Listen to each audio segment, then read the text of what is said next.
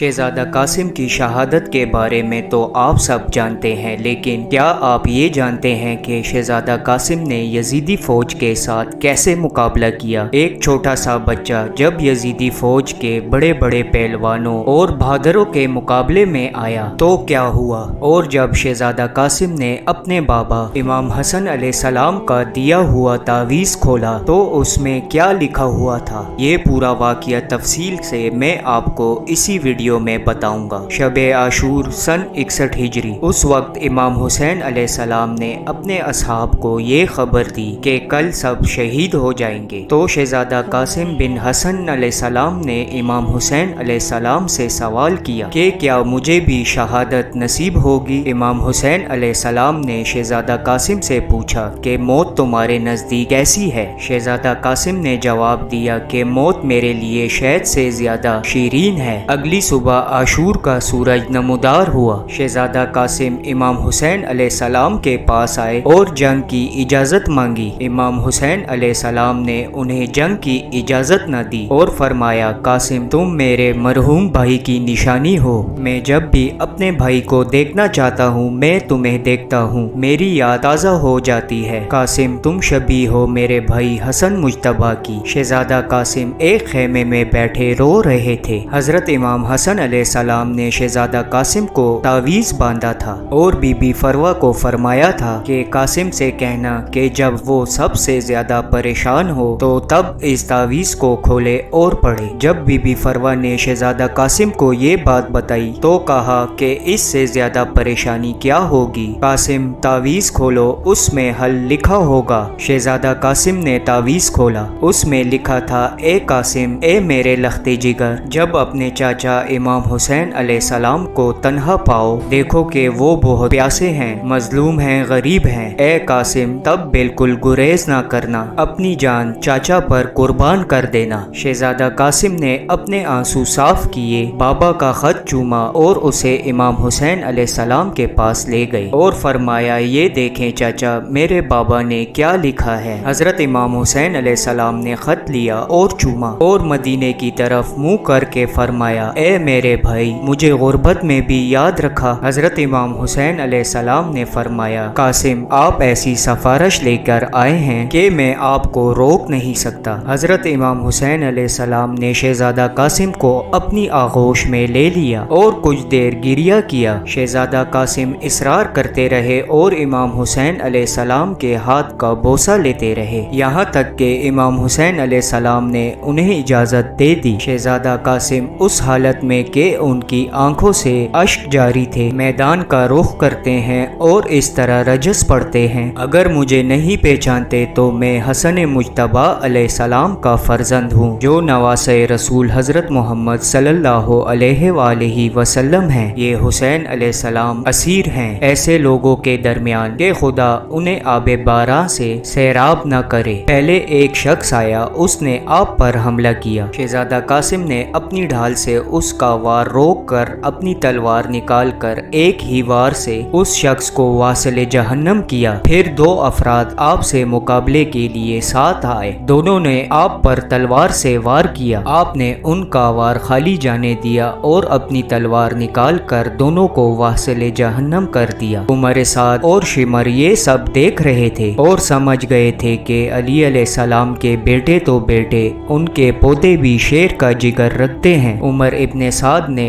ارزد پہلوان کو حکم دیا کہ اس بچے سے مقابلے کے لیے جائے۔ ارزد پہلوان اتنا طاقتور تھا کہ 1000 کے مقابلے میں اکیلا جاتا تھا اور کربلا میں اپنے 4 بیٹوں کے ساتھ یزیدی فوج میں شامل تھا۔ ارزد پہلوان نے پہلے اپنے 4 بیٹوں کو بھیجا، ایک ایک کر کے اس کے بیٹے شہزادہ قاسم کے ہاتھوں واصل جہنم ہوتے گئے اور آخر میں ارزد پہلوان خود مقابلے کے لیے آیا، جسے شہزادہ قاسم نے زمیں بوس کر دیا۔ جب ارزق پہلوان بھی مر گیا تو عمر ابن سعد سمجھ گیا کہ اس بچے میں علی کا خون دوڑ رہا ہے۔ اس نے حکم دیا کہ ساری فوج اس بچے پر ٹوٹ پڑے۔ پوری فوج کا ایک دستہ شہزادہ قاسم سے مقابلہ کر رہا تھا اور شہزادہ قاسم باری باری سے سب کو واصل جہنم کیے جا رہے تھے کہ اچانک شہزادہ قاسم کی نالین ٹوٹ گئی۔ شہزادہ قاسم اپنی نالین جوڑنے میں مشغول ہو گئے، بنا کسی فکر کر کے چاروں طرف سے یزیدی فوج آپ کو گھیرے ہوئے تھی، لیکن کوئی فکر نہیں تھی۔ نالین جوڑنے کے بعد پھر سے جنگ کرنے لگے۔ ایک روایت ہے کہ آپ نالین باندھ رہے تھے تو آپ پر وار کیا گیا۔ دوسری روایت یہ ہے کہ نالین باندھ لی اور جنگ کرنے لگے۔ جس وقت ابن فضیل زدی نے شہزادہ قاسم کے سر پر تلوار سے حملہ کیا تو شہزادہ قاسم منہ کے بل زمین پر گر گئے اور آواز دی، اے میرے چاچا جان۔ امام حسین علیہ السلام ایک بانس کی مانے جو بڑی تیزی سے شکار کو دیکھ کر آتا ہے، جو آسمان کی بلندیوں کو چھوڑ کر نیچے جھپکتا ہے، اس کی طرف لپکے اور آپ نے ایک غضبناک شیر کی مانند حملہ کیا۔ ابن فضیل ازدی نے اپنے آپ کو بچانے کے لیے اپنا بازو آگے کیا تو وہ کینی سے جدا ہو گیا۔ وہ بلند آواز میں چلایا تو لشکر نے اس کی آواز سنی اور اہل کوفہ اسے نجات دینے کے لیے آگے بڑھے تو وہ گھوڑوں کی ٹاپوں کے نیچے روندا گیا اور ہلاک ہو گیا۔ حضرت امام حسین علیہ السلام شہزادہ قاسم کے سرہانے کھڑے تھے اور کہہ رہے تھے کہ خدا اس قوم پر لعنت کرے جس نے تمہیں قتل کیا۔ قیامت کے دن تمہارے بابا